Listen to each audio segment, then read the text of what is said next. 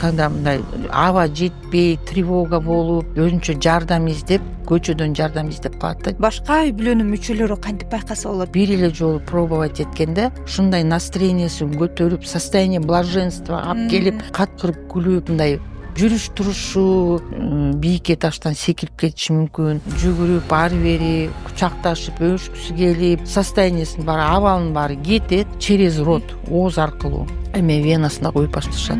Ошондой гнойничковый эмелер пайда болот. Ошол жактан билсе болот. Болгон мамилеси өзгөрөт да, чёрствый болуп калат. Наркотикти колдонуп баштагандан кийин бул трамплин болот да. Ар жака психический расстройство, эч жака социально дезадаптированный болуп, иштебейт, прогуливать этип, обществодон качып, жападан жалгыз болуп, көбүнчөсү жатат. Чачын да жуубайт, башын жуубайт. Туугандары, ата энеси алып барып туруп, салып, өзүлөрү жуундуруп, анаша да. Огородунда деле өскөндөр бар. Акырындан чегип коюп жүрө беришет. Билгизбей. Билгизбей акырындан. Бул эмне болгон плейлер? Ата энесине түшкөн азап, көйгөй. Бирок ушул көз карандылыктын дагы башка түрлөрү бар экен да? Алкоголизм аябай көбөйүп атат саны. Стрессовый ситуация, уруштар, конфликттер, адамдын тагдырын ойлобой, кээ бирөөлөр өзүнүн бизнесин ойлоп, внутренний кровотечение болуп, адам бат эле өлүп калышы мүмкүн да. Нормада ичкендердики кандай болот? Дозасы көбөйүп, аны көбөйтө баштайт. Кандай ошол ичимдикке берилип кеткенин адам өзү билбей калат. Норма деген жок да. Үй бүлөсү кандай мамиле кылып мындай ачык сүйлөшсө болот? Калп айтпа, чыныңды айт, мен түшүнгөнгө аракет кылам деш керек. Постоянно минтип эле мынтип турушат, мурдунун астын минтип турат. Именно баңгизат колдонушат, мындай ичимдиктерди даже пиво ичишпейт. А биякта скученность, квартирада турушат, эч условия жок. Кадимки эле адамдар менен аралашып эле, ошол ичкен табактан тамак ичип эле. Бытовой контакт менен эч качан ВИЧ СПИД жукпайт. Учурашуу, жандоо турган, если целоваться и там бири-бири менен мындай до крови как бы. Биз жашоо, турмуш, окуй, тияктан акча табыш керек, жашоо деп ушинтип атып эле жашоо биздин мимо өтүп атат да. Жүгүрүп эле мимо нас пробегает даже. Баңгизатты распространять этип саткан адамдарга дагы и колдонгон адамдарга дагы закон чегинде уголовная ответственность бар да.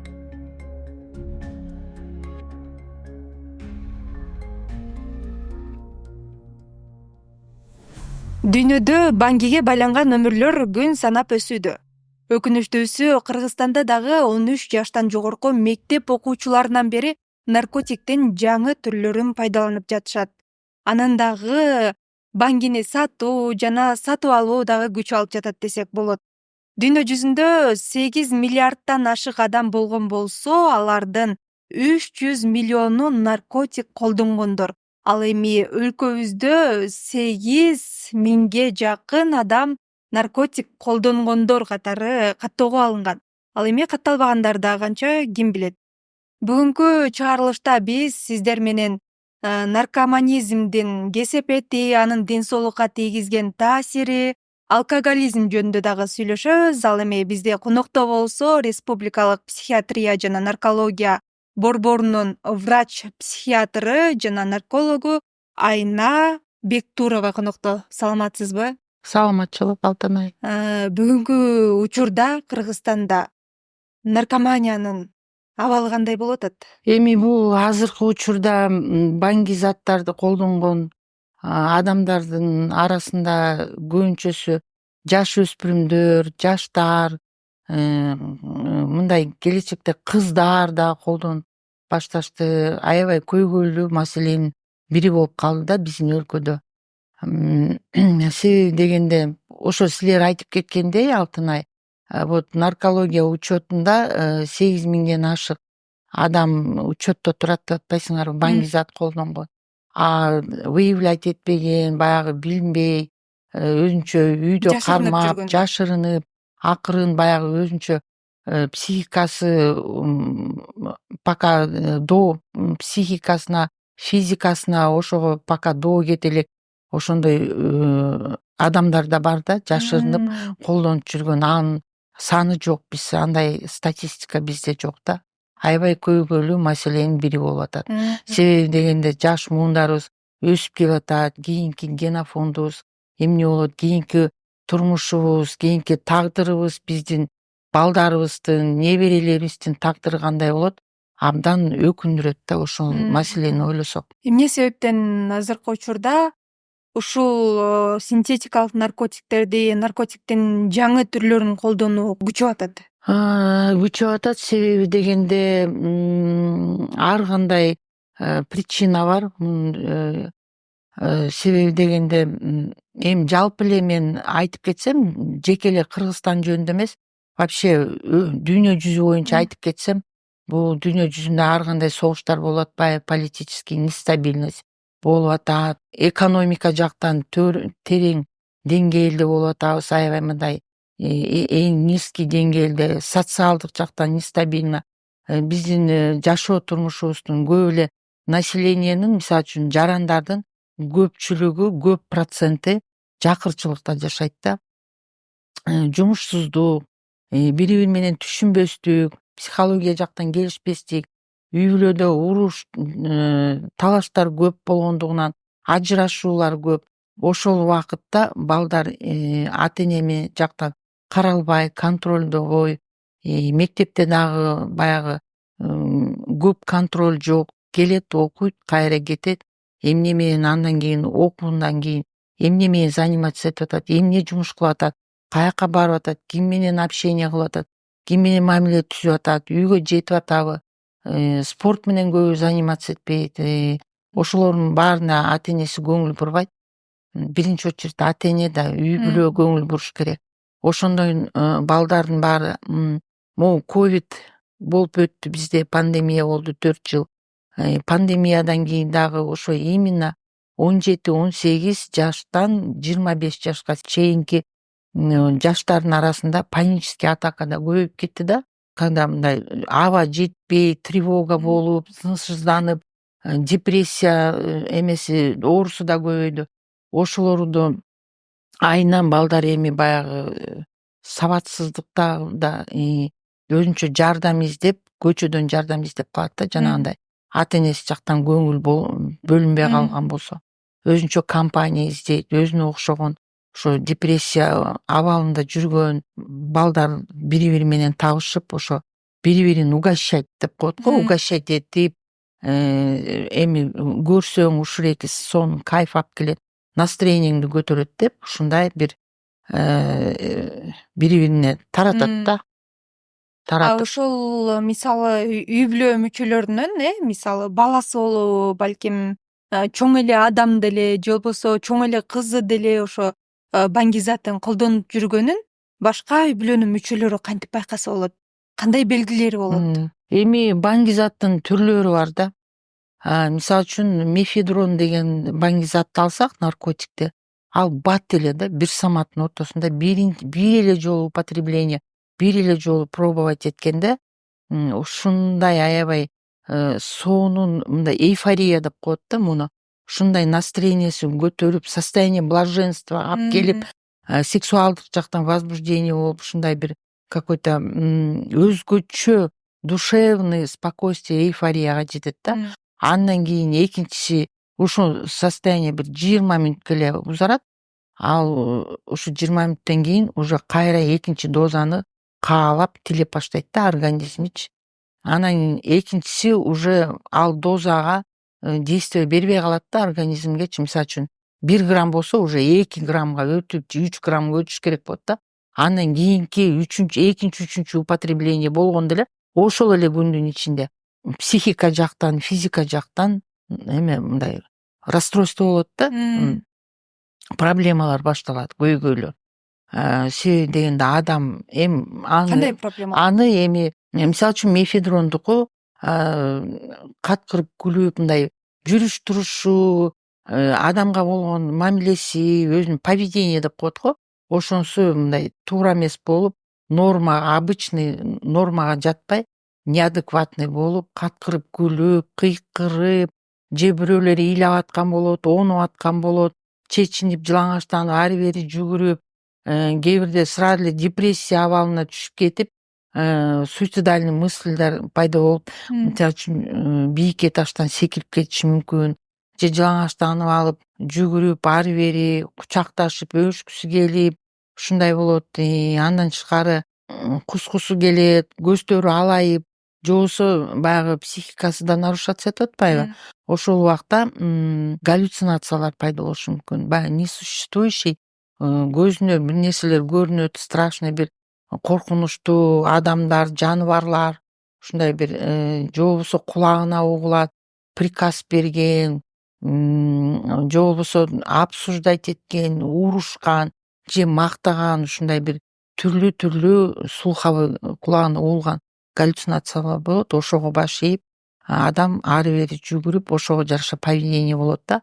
Ал сразу эле билинип калат, ал мефедрондон. Андан тышкары дагы курительный сместер бар. Ал жана канча убакытта тарайт? Дозасы кеткенде организмге 1-2 мүнөттүн ичинде уже действиеси башталат, а продолжительность убактысы созулганы 20 мүнөттө да. Андан кийин 20 мүнөттөн кийин уже баягы өзүнүн мондай аябай состояние блаженства болуп, эйфория болуп аткан состояниесин баары, абалынын баары кетет. Анан кайра экинчи дозаны требовать эткен болуп калат да. Ошондон сразу эле билинет ал. Мефедроновый наркомания аябай мындай ушундай коркунучтуу состояние да. Андан тышкары жанагы курительный сместер бар, сигарет тартат, сигарет сыяктуу болгон тартат да, чылым чеккен сыяктуу болуп эле. Ичинде банги бар. Анын ичинде банги зат бар да. Ошондой бар. Анан кийин оозуна алышат, пероральный деп коет, через рот, ооз аркылуу ичкени бар. Андан тышкары нюхать эткени бар, жыттайт порошок түрүндө. Андан тышкары мисалы үчүн тропикамид деген глазные капли бар. Ал жеңил эле кол жете турган, легко доступный, без рецептурный, кол жетимдүү наркотикка жатат да. Мисалы Ал дарыканаларда сатылат. Ал ар бир жөнөкөй эле дарыканага барып эле ошо тропикамидти сураса, сатып алса, спокойно рецептурный бланк жок эле барып сатып алып, аны көзүнө куйбастан мурдуна куюшат, мурдуна тамызышат, оозуна тамызышат. Анан уже ал постепенно акыры барып отуруп, ал дагы действовать этпей калат да, действиеси тарап аз болуп калгандан себебинен ал өзү мындай кичинекей флакондордо чыгат да, жидкость, глазные капли стерильный болот. Аны осы шприцке алып алып туруп, эме венасына куюп башташат адамдар. Анан ошол венада бир какой-то 5-6 сааттын ичинде гнойничок мындай эме пайда болот да. Ошо на месте инъекции, укол, эме ийне сайган ошол точка мындай эме болуп кетет да.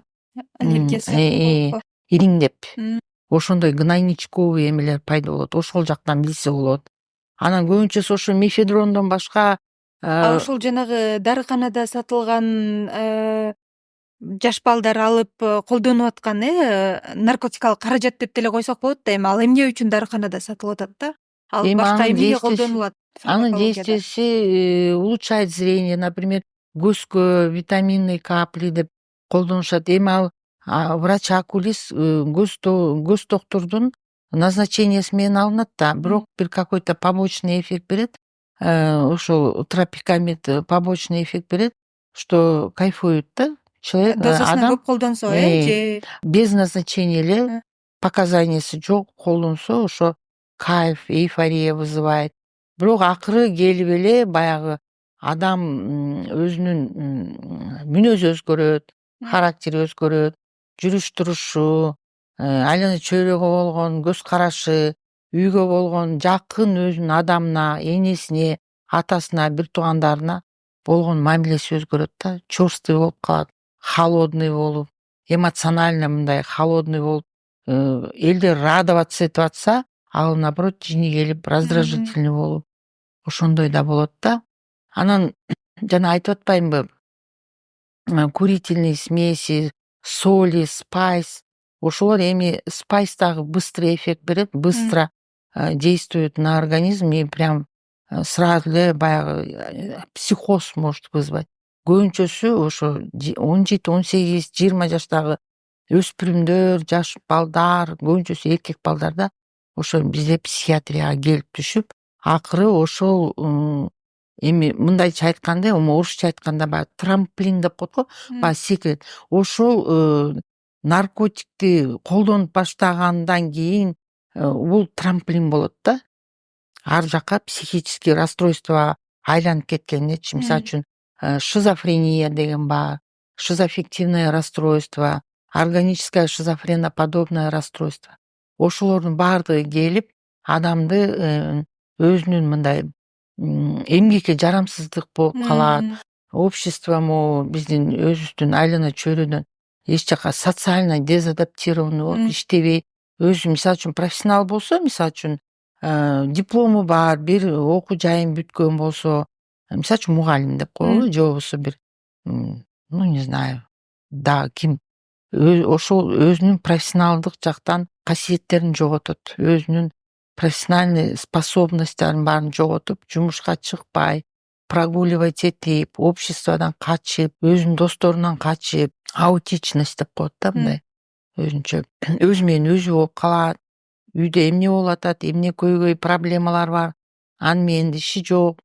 Ушундай коомдон бөлүнүп, жападан жалгыз болуп, даже өзүнүн кийимине карабайт, эмне тамак ичип атканын, каяктан тамак келип атат, тамак ичип бүткөндөн кийин даже идишин дагы жыйнаганга алы жок. Көбүнчөсү жатат, чачын да жуубайт, башын жуубайт, денесин карабайт. Баняга дагы туугандары, ата энеси алып барып туруп, салып, өзүлөрү жуундуруп, ушундай кылат да. Бул ушунун баардыгы баңгизатты колдонуп келип, анан кийин баягы психоз башталат го, биздин психический расстройство.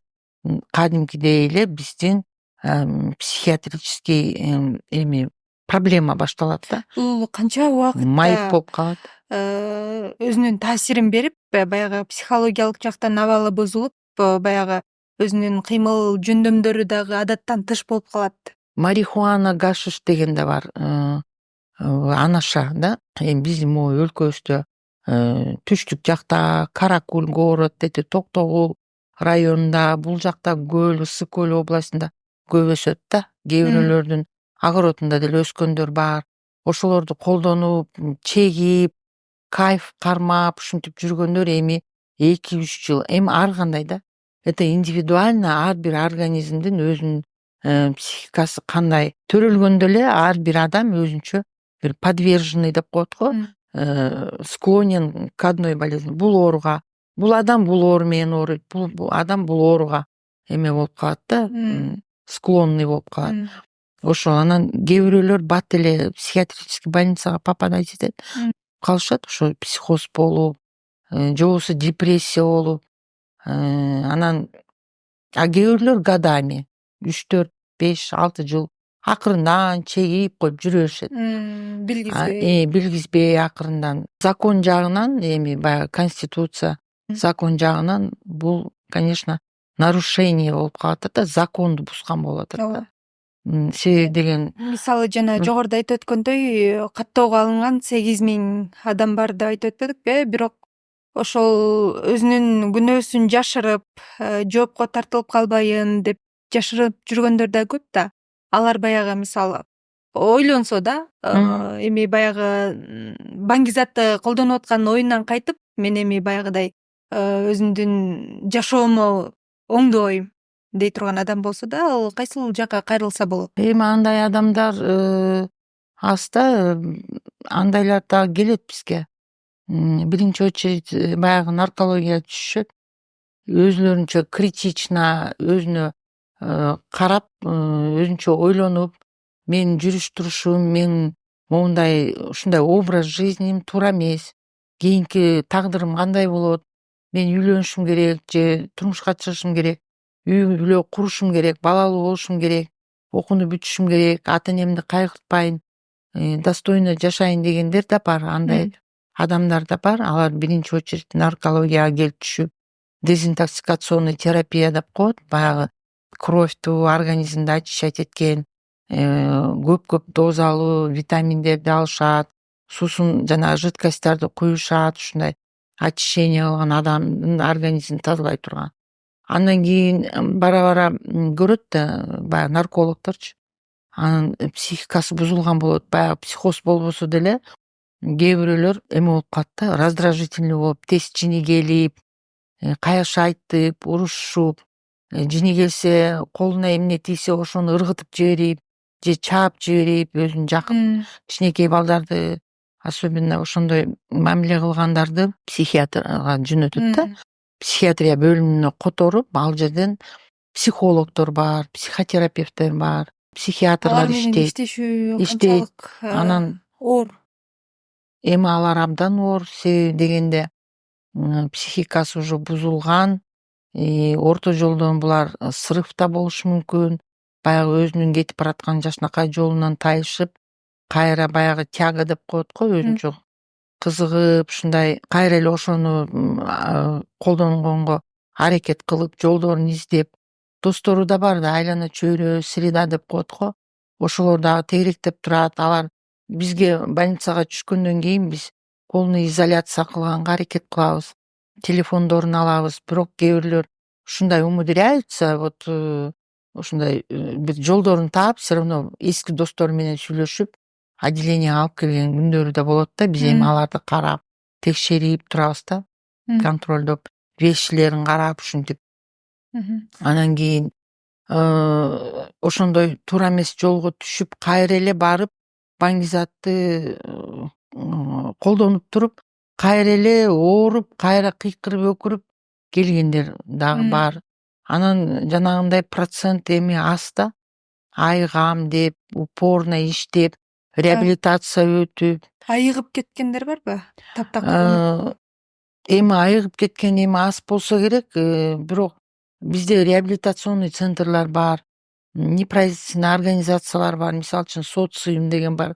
Более 25 лет, бир 20-30 жыл болду ошо социум деген неправительственный организация. Там наркологдор иштейт көбүнчөсү. И бывший өзү ошо наркотиктерди, баңги заттарды колдонгон волонтерлор иштейт. Алар иштеп ошо реабилитация жүргүзүп, бул аябай трудоемкий труд да, көп жыл бул эме оорулар менен иштеш керек да. Реабилитация, булардын нервин козгош керек, буларга определенный условия түзүп бериш керек, буларды жумушка иштеткенге аракет кылыш керек, анан жумуштап бериш керек да өзүнө ылайыктуу.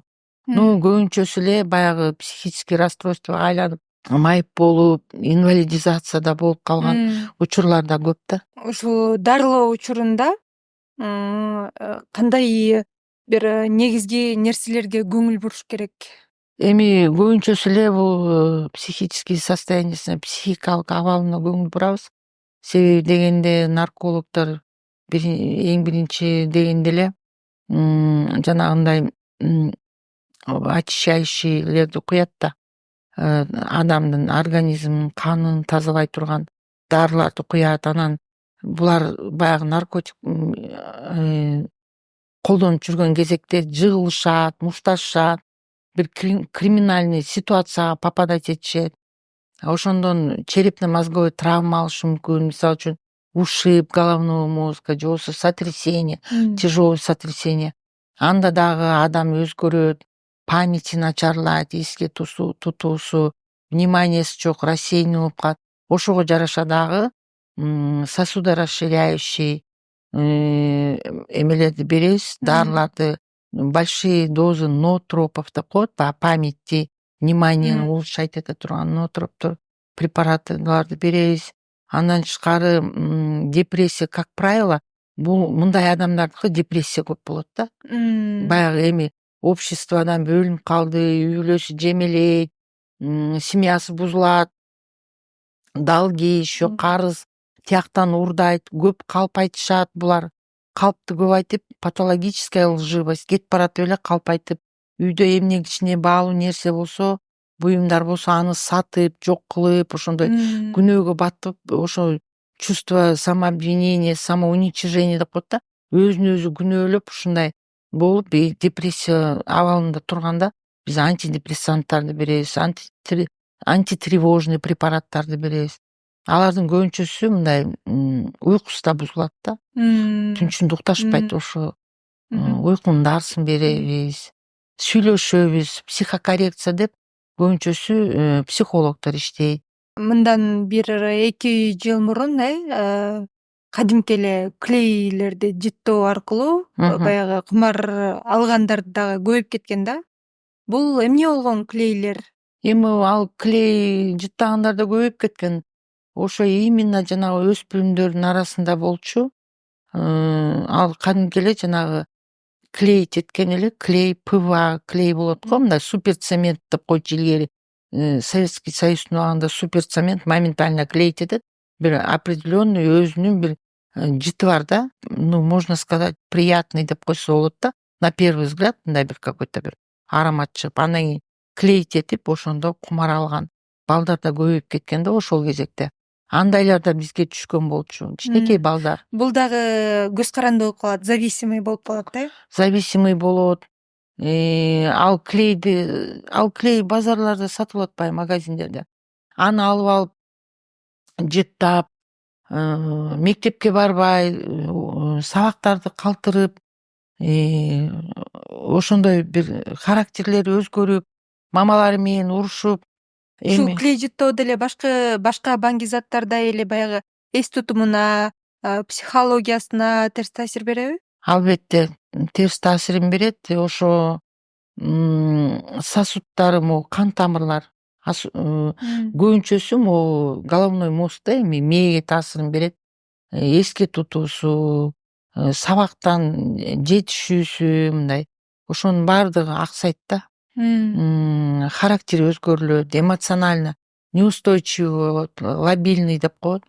То каткырып күлүп жиберет, то ыйлап жиберет, то муштап уруп жиберет. Ушундай жанагы мугалимдердин айткандарын эске албай, тескери жасап, өзүнүн артынан дагы балдарды чакырып, ушундай бузуп, ушундай жүрүш турушу да бузулат, ушундай да. Социалдык жактан аябай страдать этет да. Коомдон бөлүнүп калат экен. Коомдон бөлүнүп өзүнчө болот, бирок мунун баардыгы келип эле терс таасирин кайра эле үйдөгү өзүнүн члени семьи, ата энесине түшкөн азап, көйгөй, кайгырышат. Алар дагы созависимость деп коет да, ошондой. Мына чогуу жашагандарга тоже аябай оор да. Көз карандылыктын негизинде баягы ушул абал курчуп кетип атпайбы? Мисалы баңгиге деле көз каранды болуп калып атат, ошол эле алкогольго, аракка көз каранды болуп калып атат. А бирок ушул көз карандылыктын дагы башка түрлөрү бар экен да. Мисалы кээ бир адамдар тамак көбүрөөк жеп баштайт, тамакка көз каранды. Андай да бар. Таттууга көз каранды болуп калат экен. Кээ бирөөлөр болсо балким бир нерсе сатып албайын, тура албай калат экен да. Шопоголик болуп калат, мындайча айтканда. Бир нерсе сатып алмайын, тура албай, ошого көз каранды болуп калат экен. А бунун баштапкы себеби эмнеде? Эми бунун баштапкы себеби баягы тынчсыздануу деп коет кыргызча айтканда. А медицинский термин менен айтканда тревога да.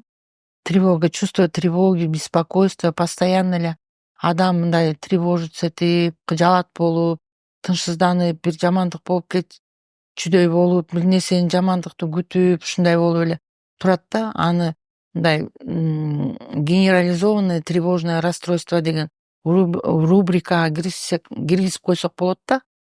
Ошол баягы импульсивный покупка деп коет да. Адам, мисалы үчүн аял сатын алсак, магазинге барып, дүкөндөргө барып, өзүнө керекпи, кереги жок шықса, ушу моментально 20 мүнөттүн ичинде аны сатып алып алат да. Жок, сатып алгандан кийин 20 мүнөт эле удовольствие алат да. 20 мүнөттөн кийин ал вещи жакпай да калышы мүмкүн. Кереги жок. Анан үйгө келгенде муну эмне сатып алдым деп өзүн өзү кайра күнөөлөп ушундай болот да. Ошол моментте баягы ичинде уйгу туйгу болуп атпайбы, беспокойство. Ошону кетириш үчүн, өзүн успокаивать этиш үчүн ошондой сатып алып, импульсивный эмеге ушундай покупкаларга көп кездешет да. Демек бул дагы көз каранды, бир нерсеге көз каранды болуу дагы оору экен да. Бул эми оору деп айтканга болбойт, бирок эми көп адамдар ушинтип өзүнүн тревогасын ошо менен басат да.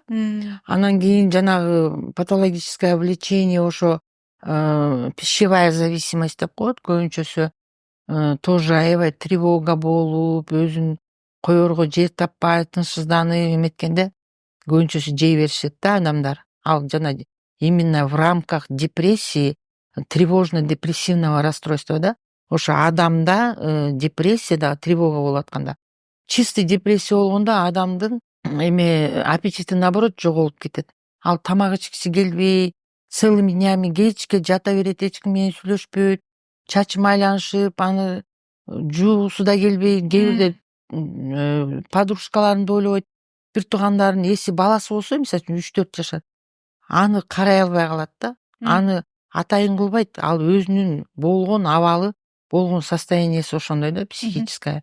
Анан депрессия болгондо. А если тревога болсо, баягы аппетити повышенный болуп, обмен веществ дагы аябай батып жүрүп, ушундай жей берет да, заедает деп коет. Өзүнүн тревогасы заедать этип, жеп, тигини да жеп, муну да жеп, баардыгын жеп, аягында кусканга чейин жеши мүмкүн.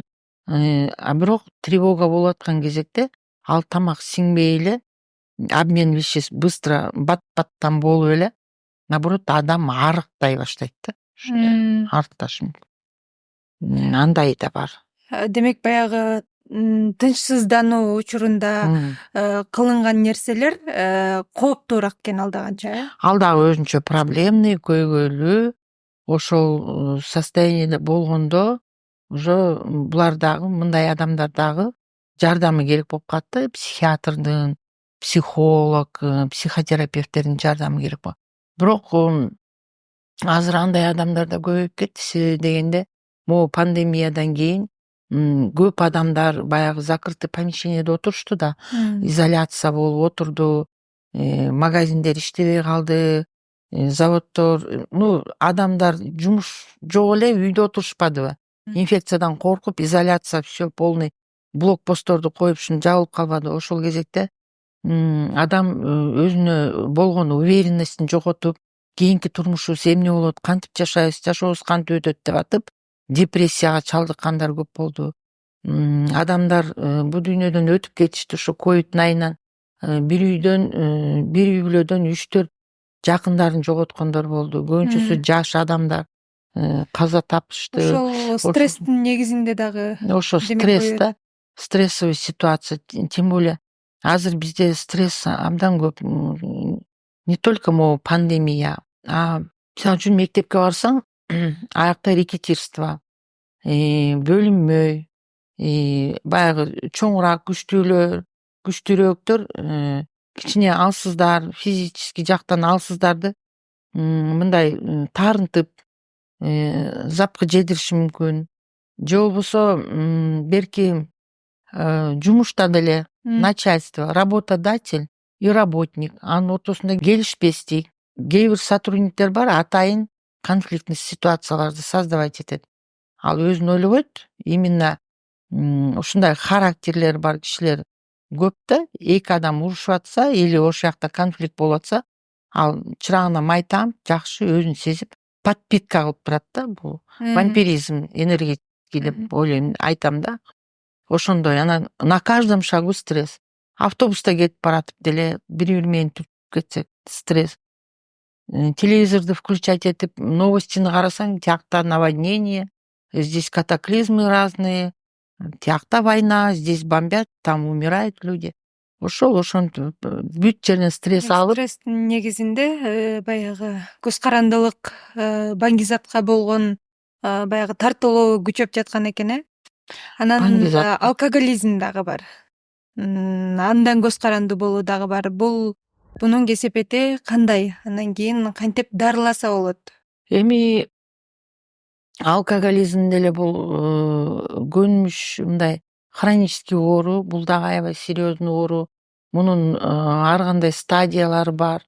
Азыркы учурда алкоголизм аябай көбөйүп атат саны. Себеби дегенде легко доступный, жана силер айткандай жеңил тапса болот да. Дүкөндө бүт каалаган суммага, каалаган объемдо бүт баардыгы турат. Любой фирмада, чет өлкөдөн келгенде ичимдиктер көп. Бул өзүнчө бизнес. Адамдын тагдырын ойлобой, кээ бирөөлөр өзүнүн бизнесин ойлоп, аны производствого коюп, чыгарып, түрлүү арак, шараптарды чыгаргандар көбөйүп кетти. Легко доступный болуп атат. Анын биринчи ошо себептери эле ошо, баягы эле депрессия, баягы эле стрессовый ситуация, уруштар, конфликттер. кесепети кандай болот? Кесепети эми аябай өкүнүчтүү болот, аябай проблемный болот. Арак, спирт ичимдиктерге көнүп кеткен адамдар тоже характери жагынан өзгөрөт, раздражительный болуп калат, постоянно мисалы үчүн запой менен ичиши мүмкүн, бир жумалап, ал ошол кезекте ошонун учурунда жумушка чыкпай калышы мүмкүн, прогул болуп, жумушун жоготуп алышы мүмкүн. Работодатель бир жолу кечирет, эки жолу кечирет, андан кийин иштен чыгарып коюшу мүмкүн. Албетте. Ден соолугунда кандай? Физика жактан ден соолугуна мисалы үчүн айтсак, биринчи очередь мээге таасир берет, терс таасирин. Жана мыслительный процесстер, аң сезим, ой жүгүртүүлөрү азаят, башкача болот, кыска ойлонуп калат, дагы моундай эске тутуусу дагы эле памяти начарлап, деменция деп коет, акылынан ажырап калат да. Эң биринчи очередь ошол мээсине таасир болот да, терс. Анан кийин печень, боор жактан печёночная недостаточность деп коет, гепатиттер, алкогольный гепатиттер болот, печёночный тканьдар өзгөрөт да. Биздин печенибиз, биздин мисалы үчүн боорубуз бул такой орган, бүт шлактардын баары, бүт жанагындай токсический веществолордун баардыгы ошол жака келип чогулуп, анан кийин ал жерден обеззараживаться этет да. Бүт эми аракты ичебиз ошо печеньге эметет да, терс таасирин берет. Кээ бирде острая печёночная недостаточность болуп, внутренний кровотечение болуп, адам бат эле өлүп калышы мүмкүн да, жарым күнүн ичинде каза болуп калышы мүмкүн. Андан тышкары сердечно-сосудистая система деп коет, жана жүрөгү, сосудтарында ичинде стенки сосудовдо бляшкалар пайда болот да, бляшкалар. Анан баягы эритроциты деген кровяные тельца бар да, эритроциттар.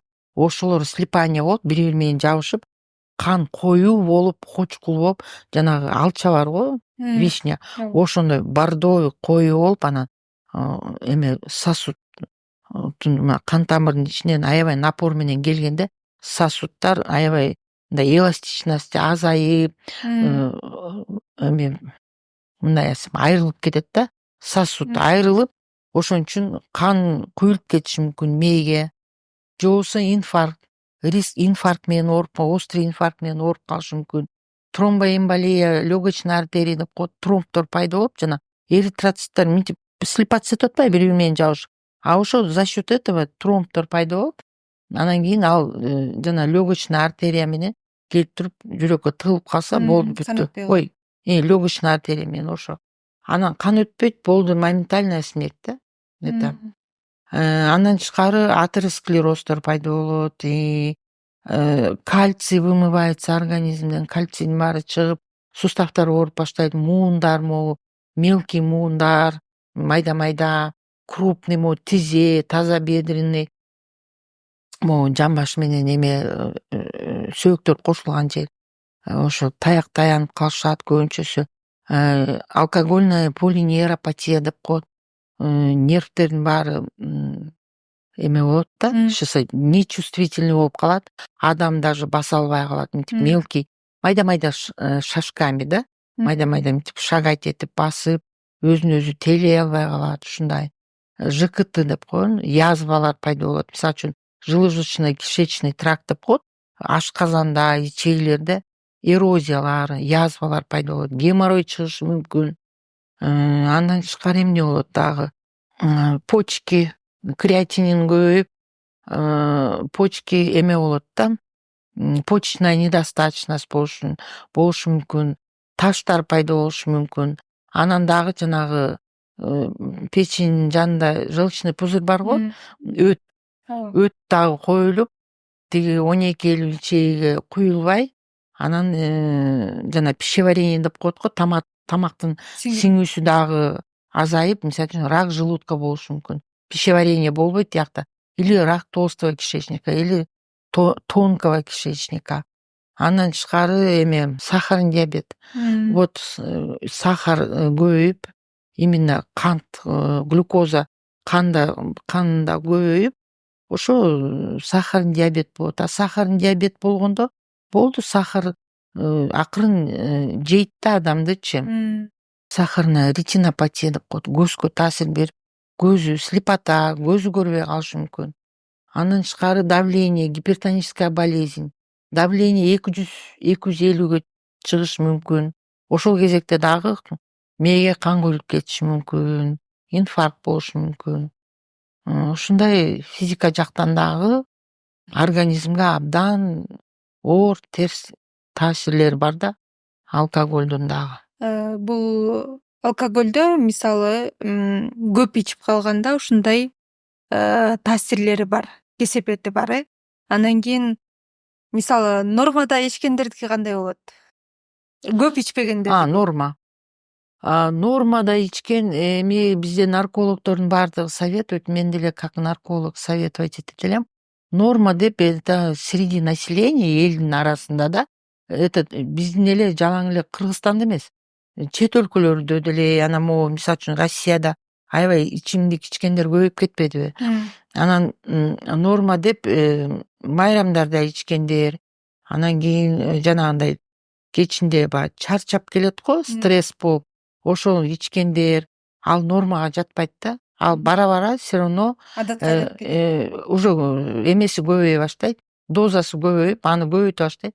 Мисалы үчүн бир 3 ай, 2 ай, 3 ай бир стакан вино ичкен болсо адам ужин убагында да, кечки тамак учурунда, кийин уже ал ас болуп калат да адамгачы.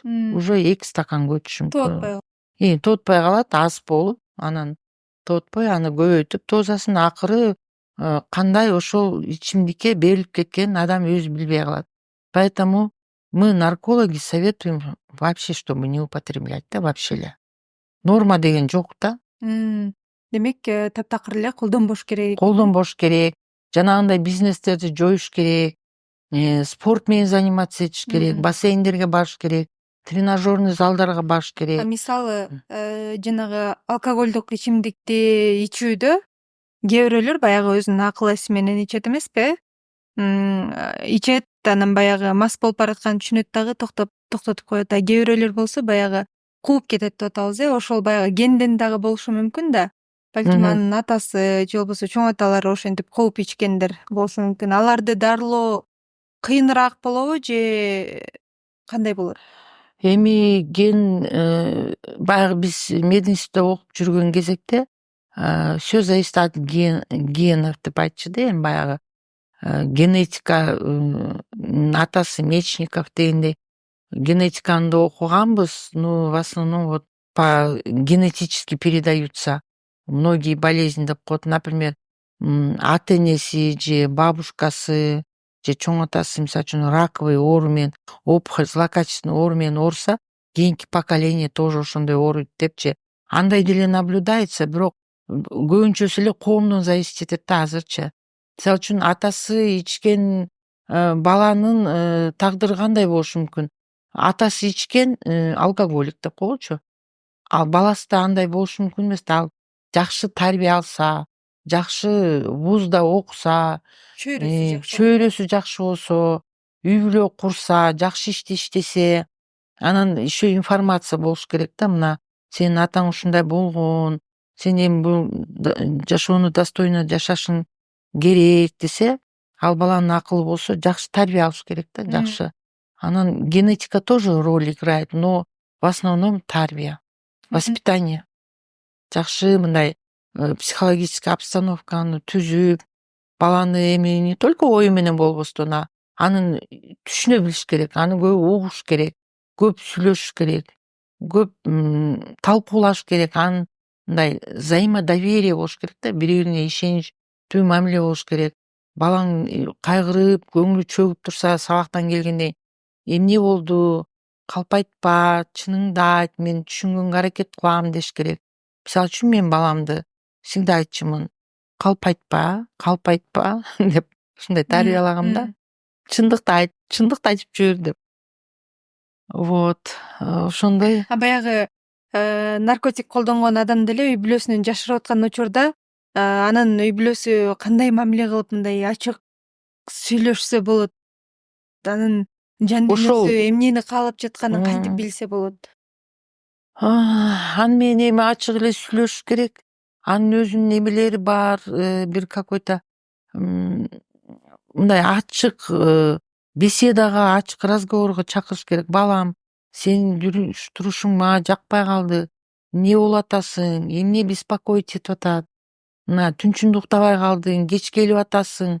Мага айтчы, эң жакын адамыбыз бизбиз, биз сага күйөбүз деп ушундай бир душевный разговор болуш керек да.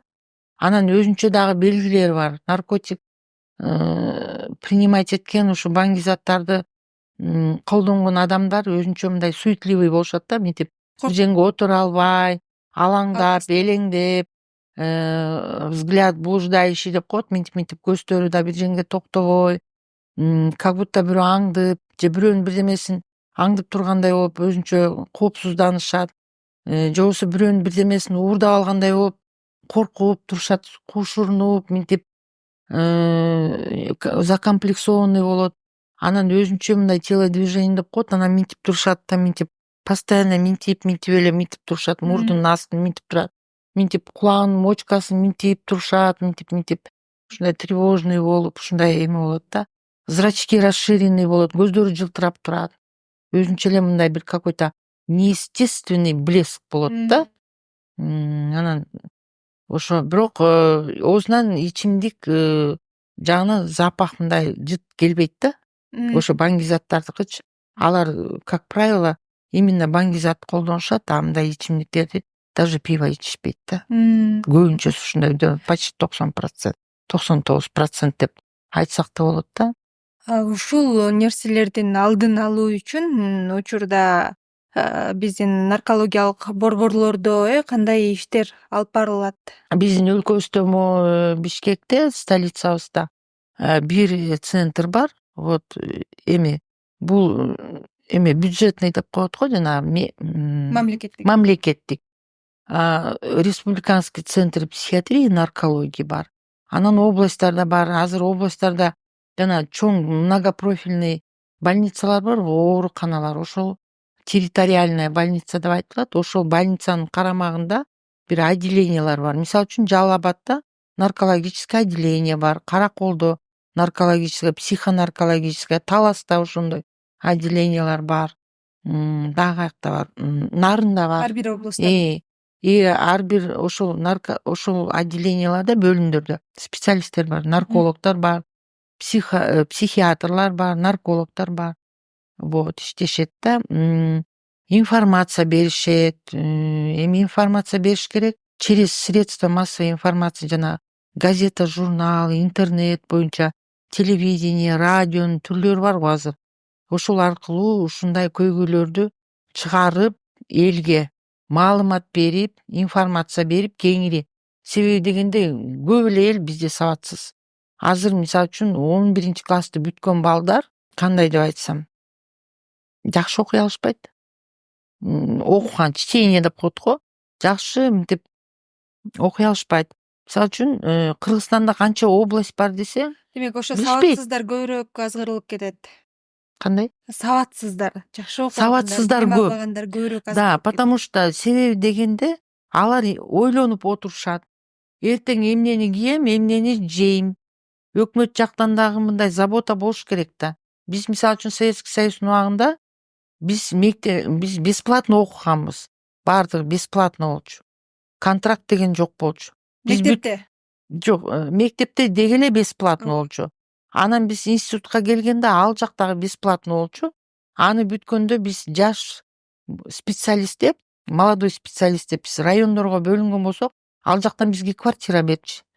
Айлыгыбызды полный төлөчү, жашынакай окутчу. Совет учурунда биз эртеңки күнүбүздү ойлочу эмеспиз. Өкмөт бизге жасап берет деп жүрө берчүбүз. Азыркы балдар мына лепешка сатып жүрүшөт, көчөдө тачка сүйрөп жүрүшөт. Буттарында обувьтары, бут кийимдери жыртылган. Потому что себеби дегенде апасынын, атасынын каражаттары жок. Алар өзүлөрү эптеп жашап атышат. Айыл жеринде эч жашоо жок. Баардыгы келип Бишкекке көчүп алышкан. А биякта скученность, квартирада турушат, эч условия жок.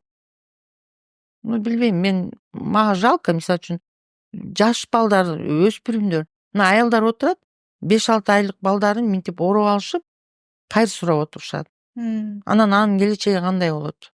Мен билбейм, айта албайм. Абдан өкүнүчтүү. Ошолордун баарын ойлош керек.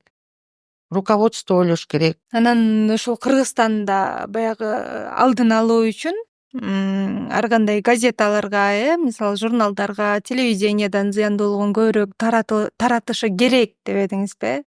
Анын учурда мамлекет тарабынан дагы кандайдыр бир иш чаралар жасалып жатабы? Азыр дагы бир нерсени унутуп калыптырмын. Мисалы үчүн районный, бизде 4 район барбы Бишкекте. Ошондо ар бир райондо канча ЦСМдер бар. Мисалы үчүн бир Свердловск, Ленинский районду алалы да, мисалы үчүн. Ленинский райондо 4-5 ЦСМ болсо, ошол жерде психиатр отурат да. Алар дагы ошо наркология маселеси менен заниматься этишет. Ошолор эми барып, бул эми мамлекет жактынан требование да, талап да.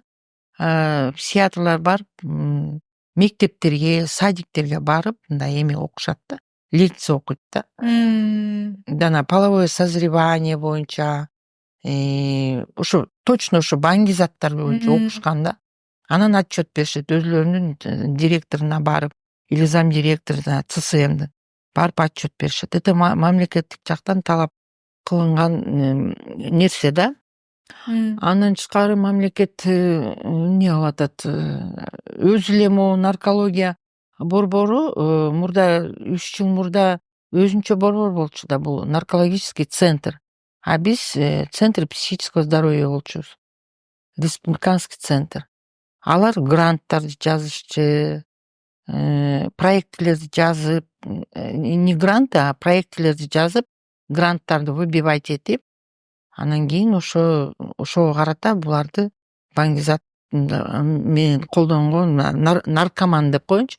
Наркомандарды ошо реабилитация алышып, ошолор менен иштешчи да. Ошол учурда өлкөдө наркологиядан жапа чеккендерди дарылоого жетиштүүбү? Мисалы дары дармектери, врачтар, Мурда бир 6-7 же балким азыр Бишкекте жайгашкан борбордо деле жетишпей калып атасыздарбы? Жок, врачтар достаточно. Врачтар жетиштүү. Себеби дегенде, бизде мурда 1 жылда бир эле ординатор келсе, 2 жылдык ординатураны өтөт го, институт бүткөндөн кийинчи. Азыр бир келгенде 10 чактыдан келип атышат да. 10, 12, 7, 8 ординаторлордон келип, ординатураны өтүп атышат. Биринчи жылы семейный врач общей практики деп, семейный врач боюнча биринчи жылын эме ЦСМдерден өтүп атышат, центр семейной медицинадан. А экинчи, үчүнчү жылын биздин именно могу биздин борбордон өтүп атышат да. Ар бир отделение бөлүнүп берилген. Анан бөлүм башчылары шефство алып, аларды окутат. Анан сессияларында зачет берет. Кафедра бар да бизде, медакадемиянын эмеси, при медакадемии кафедра психиатрии бар, аякта доценти, ассистент бар. Ошолор курировать этип, ошо ординаторлорду окутат, үйрөтөт, практический жактан, теоретический жактан экзамен алышат, зачет алышат. Ошо анан кийин 2 жылдан кийин сертификат алышат. Азыр врачтар, Кудайга шүгүр, жакшы эле болуп калды количествосы. Ну вот качествосын надо улучшать еще. Им надо знания надо получать еще. Эми бар жакшы врачтар. ВИЧ менен ооруган адамдар коомдон өздөрү эле алыстап, анан жашырынып, баягы коркунучтуу оорум бар деген сыяктуу коомдон алыстап калышат экен да, Анан бирок эми алар өмүрдүн аягы деген сөз эмес да, айыкса болот. Алар кадимки эле коомдогу башка дени сак адамдардай эле коомго аралашып жүрсө болот, иштесе болот дегендей. Анан кийин баягы коомдо дагы ушундай түшүнүк болуп калганбы? Андай адамдардан деп эме ВИЧ менен ооруган адамдардан алыстап же болбосо качып ушундай аракеттерди жасашы мүмкүн да. А бирок анын мисалы кан аркылуу, анан кийин баягы жыныстык катнаш аркылуу шприцтер аркылуу эле жукпаса, мындай кадимки эле адамдар менен аралашып эле, ошол ичкен табактан тамак ичип эле жүрсө эч нерсе болбойт да. Да, эми ВИЧ-СПИД бул жугуза турган жолу, именно пути заражения деп коет да, жугуза турган жолу бул только кан аркылуу, шприц аркылуу и жыныстык жактан эле. А так, мисалы үчүн бир мочалка менен колдонсо эми эч нерсе болбойт, бирок зубный щетка ар бирөөнүкү индивидуально өзүнүкү болуш керек. Но баягы кандай деп айтсам, бирөөнүкүн алып бирөө өзүнүн тишин жууса, жугуштуу болушу мүмкүн эмес. Себеби дегенде баягы жугуш үчүн ал зубный паста щетканын үстүндө спид болуш керек да, вирус спида болуш керек. А тиги жууп аткан кишинин деснасы поврежденный болуп, мисалы үчүн тытылып, кан чыгып кетсе, ошондо соединение болгондо да. А бирок вирус спида ал именно зубный щетканын үстүндө туруп кечке эле тура бербейт да, живой болчу ал. Бирок эми ооба зубный баягы тиш щетканы бытовой контакт деп коет да, бытовой контакт менен эч качан ВИЧ-СПИД жукпайт. Мындай прикосновение, вот, учурашуу, жанында турган, через посуда аркылуу, идиш аяк аркылуу эч жукпайт да. Но если целоваться и там бири менен мындай до крови как бы ушун бир жара болгон болсо ошондо жугушу мүмкүн да. А так безопасно эле. Это вот 3 пути. Вот через сперму, через половые пути, ошо жыныстык катнаш боюнча, андан тышкары кровь, кан аркылуу кан куйганда, и еще инструменттер могу эме шприц. Баштан бери сүйлөшүп келаткандай, баңгизатка, көз карандылыктан, алкоголизмдин, ошол сыяктуу оорулардын алдын алуу үчүн коом кандай аракеттерди кылса болот? Ар бир жаран өзүнүн үйлөөсүн коргоого милдеттүү, өзүнүн балдарынын келечегин ойлоп, эми өзүнүн балдарына жакшы условия, турмушта жакшы мындай условия түзбеш керек, окутуш керек, жакшы тарбия бериш керек, башынан эле айтыш керек, эме мындай спортко кичинекейинен баштап бала эмнеге шыктуу, эмне способности бар. Мисалы үчүн бир баланын может быть ал шахматка, математикага шыктуу.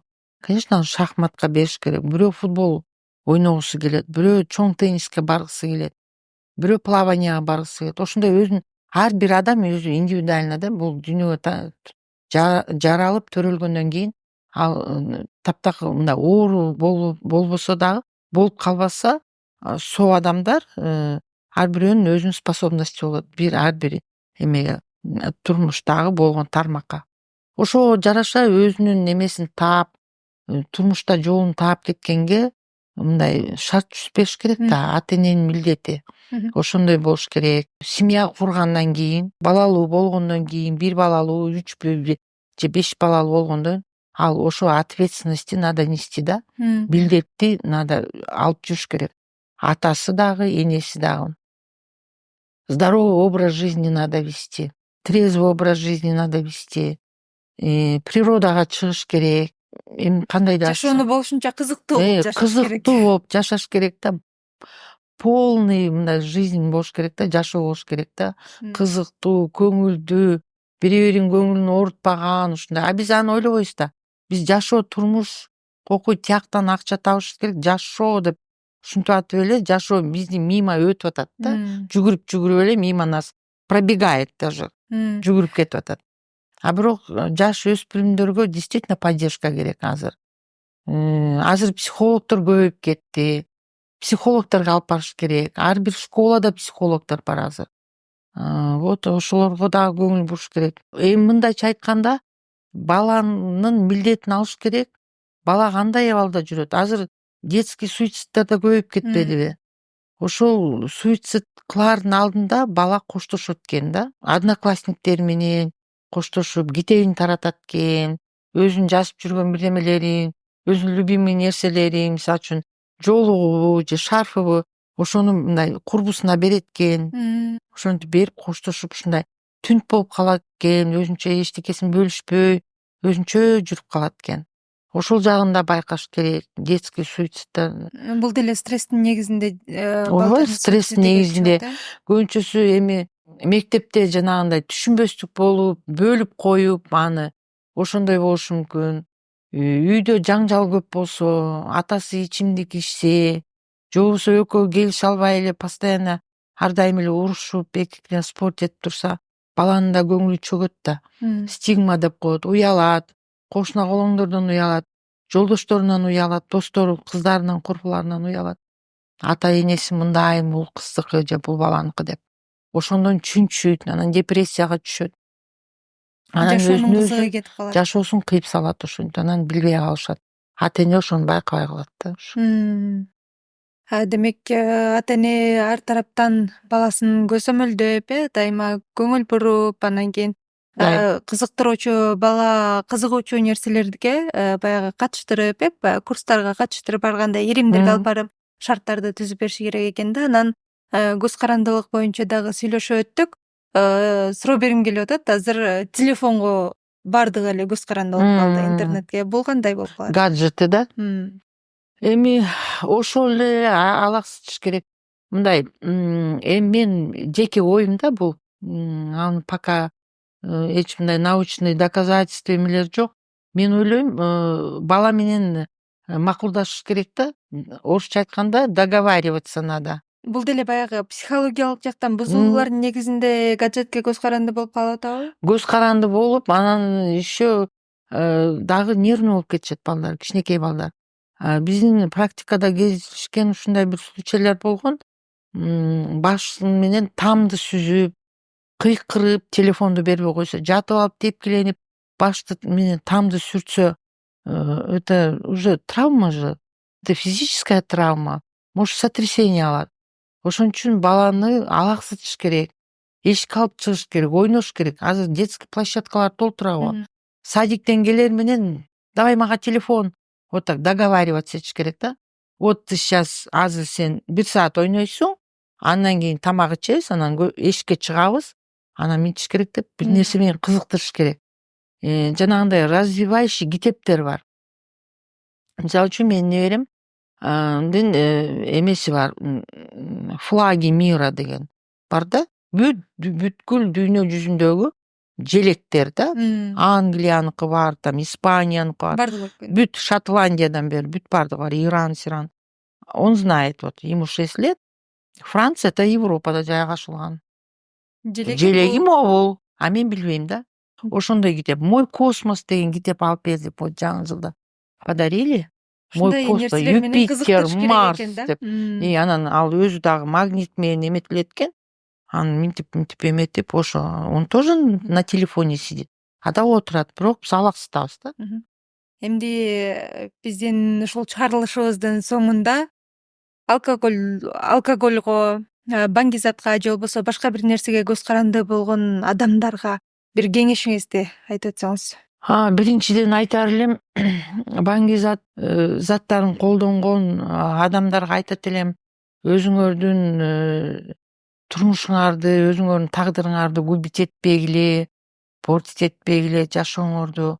Еще бир нерсени унутпагыла, баңгизатты распространять этип саткан адамдарга дагы колдонгон адамдарга дагы закон чегинде уголовная ответственность бар да. 7 жылдан 12 жылга чейин, 8 жыл, 10 жыл. Ал это в зависимости сколько граммов. Андай адамдарды да бизге алып келип судебно-психиатрический, наркологический экспертиза өткөрүшөт. Вот. Ичимдик ичкен адамдарга да ойлойт элем, айтып кетерим. Эми ар бир адам өзүнүн тагдырын өзү жазайт да, каждый человек свое счастье сам кует дегендейчи. Вот. Кандай десем, эми үй бүлөсүн аяш керек да, үй бүлөсүн аяш керек. Жанагы эле айта турганым, спорт менен заниматься этиш керек, китептерди окуш керек. Көбүнчөсү өзүнүн үй бүлөсү менен убакытты өткөрүш керек, природага чыгыш керек. туугандар менен встречаться этиш керек. Адамдын жашоосу өмүрү абдан кыска. Кетип баратып эле вот үйдөн чыкканда, может, биз последний раз чыгып атабыз, может, келбейбиз кечинде. Все, на всю жизнь. Ошону ойлош керек да, артты ойлош керек, что жизнь одна. Бул турмушка биз бир эле жолу келебиз, ал өмүр бир секундта эле үзүлүп кетиши мүмкүн. Ошон үчүн достойно жашаш керек да, мындай Чоң рахмат. жеткиликтүү кылып жашаш керек деп ойлойм да. Сизге чоң рахмат. Ишиңизге ийгиликтерди каалайбыз. Урматтуу көрүүчү, бүгүн биз Республикалык психиатрия жана наркология борборунун врач психиатры жана наркологу Айна Бектурова менен маек курдук. Буюрса, кийинки көрсөтүүдөн, кийинки чыгарылыштан кездешкенче аман туруңуздар.